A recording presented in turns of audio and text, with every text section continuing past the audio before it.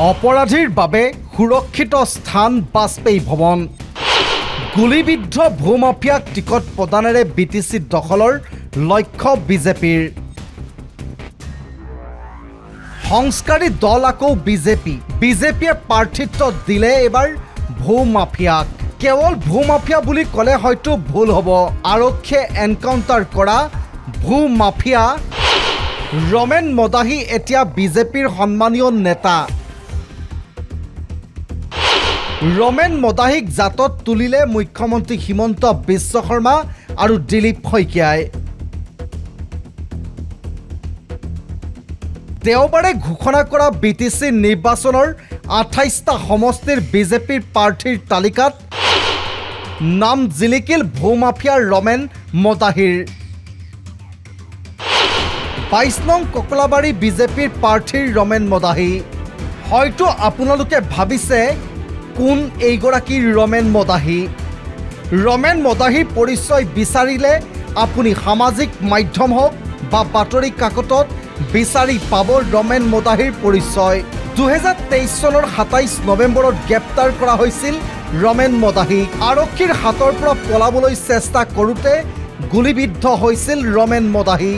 কিন্তু ৰমেন মদাহীৰ ভূমাফিয়াৰ দাগ নোহোৱা হ'ল সংস্কাৰী দল বিজেপিৰ ৱাশ্বিং মেচিনত জেলৰ পৰা ওলাই বিজেপিৰ ৱাশ্বিং মেচিনত যোগদান কৰিলে ৰমেন মদাহীয়ে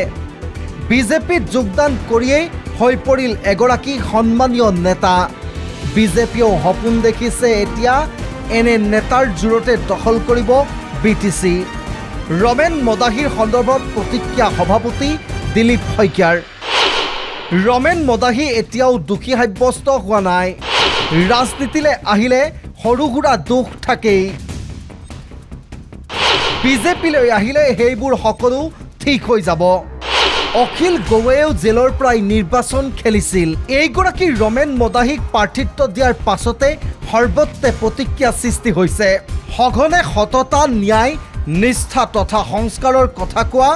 বিজেপিত এতিয়া এই শব্দবোৰৰ সলনি হৈছে চুৰ ডকাইত ভূমাফিয়াৰ একাংশ অপৰাধজনিত ঘটনাৰে টেগ লগা নেতাই ভৰিছে দীনদয়াল উপাধ্যায় শ্যামা মুখাৰ্জী অটল বিহাৰী সপোনৰ সংস্কাৰী দল বিজেপি ৰমেন মদাহীৰ কথা যিমানেই চৰ্চা চলিছে সিমানেই বিজেপি সংস্কাৰৰ ওপৰতো আঙুলি উঠিছে এতিয়া সময় অপেক্ষাৰত ৰমেন মদাহীক কিদৰে আঁকোৱালি ল'ব সমষ্টিবাসীয়ে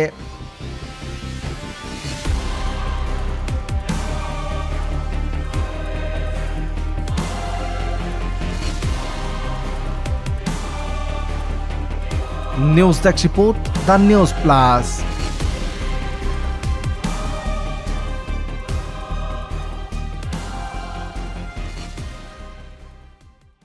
যিকোনো খবৰৰ বাবে যোগাযোগ কৰক 7099017330 লগতে 7099017110 নম্বৰত